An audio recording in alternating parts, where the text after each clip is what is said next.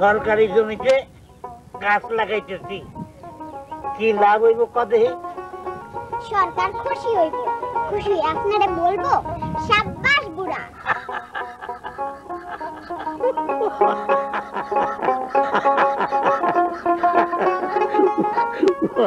লাগো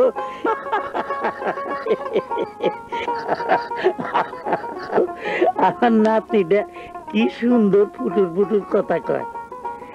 একটা জিনিস খেয়াল রাখবি, সব সময় কিছু কাজকর্ম করতে হইব নিজের জন্য না, অন্যের জন্য। বুঝছাস বুঝছাস না?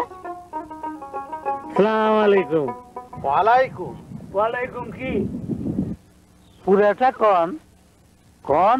ওয়ালাইকুম সালাম। সালাম কিভাবে নিতে হবে এটা আমার তোমার কাছে শিখতে হইব। শিক্ষার মধ্যে কোনো দোষ নাই, সবার কাছ থেকে শেখা যায়। সরকারি জমিতে গাছ লাগাইতেছ, সরকারের অনুমতি নিছ? যে না, তুলো, গাছটি তুলো। সবার উপকারের জমিতে গাছ লাগাইতেছি। সরকারের জায়গা, মানুষের উপকার হইব কি হইব না এটা সরকারে বুঝবো, তুমি বুঝুনের কেটা। তুলো, গাছ তুলো। এই সেমরি, গাছ তোল। সেমনি কোনকে? আমার নাম আমিনা।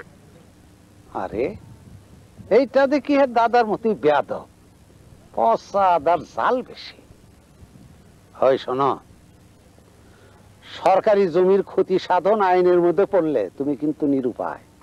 হয় সেমরি, তোর দাদাই কিন্তু নিরুপায়। তুলবো?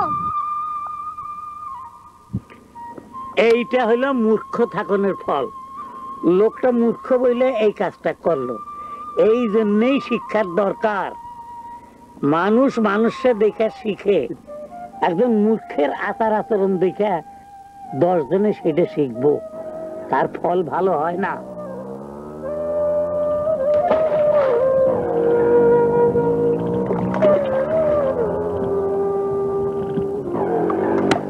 আসসালামু আলাইকুম। ওয়ালাইকুম।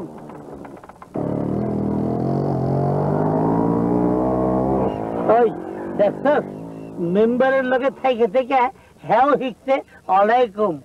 আরে ভালো ভালো জিনিস শেখানোর লিগে ভালো ভালো লোকের সঙ্গে থাকতে হয়। শিক্ষার গুণ জানতে হলে শিক্ষিত লোকের স্বভাবের দরকার। বুঝছস বুঝছস না?